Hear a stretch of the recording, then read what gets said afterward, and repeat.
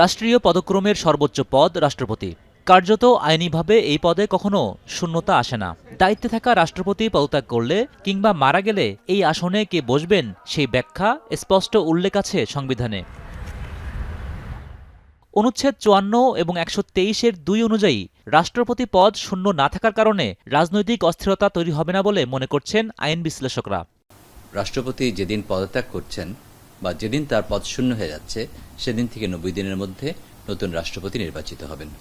তো এক্ষেত্রে কোনো সাংবিধানিকের কোনো শূন্যতা বা কোনো ভ্যাকামেন্ট সৃষ্টি হচ্ছে না, রাজনৈতিক কোনো অস্থিরতারও সৃষ্টি হওয়ার কোনো কারণ নেই। এদিকে সদ্য সাবেক রাষ্ট্রপতি মোহাম্মদ শাহাবুদ্দিন তার পদত্যাগপত্রে অসুস্থতাকে কারণ হিসেবে উল্লেখ করলেও বিষয়টিকে রাজনৈতিক হিসেবেই দেখছেন বিশ্লেষকরা।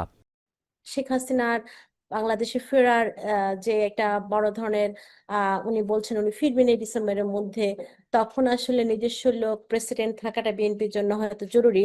নোভা এলইডি টিভি, ঝকঝকে ছবি, নিখুঁত শব্দ, ৫ বছরের ওয়ারেন্টি। নোভা মানি সঠিক মান, নিশ্চিত সেবা। এর পাশাপাশি রয়েছে নির্বাচনের পরবর্তী নির্বাচনের আগে, যদি এর আগেই ওনার মেয়াদ শেষ হয়ে যেত, কিন্তু তারপর আমার কাছে মনে হচ্ছে রাজনৈতিক হিসেব নিকেশে এখন রাষ্ট্রপতি সরানোটা বিএনপির জন্য খুব অপরিহার্য হয়ে পড়েছিল।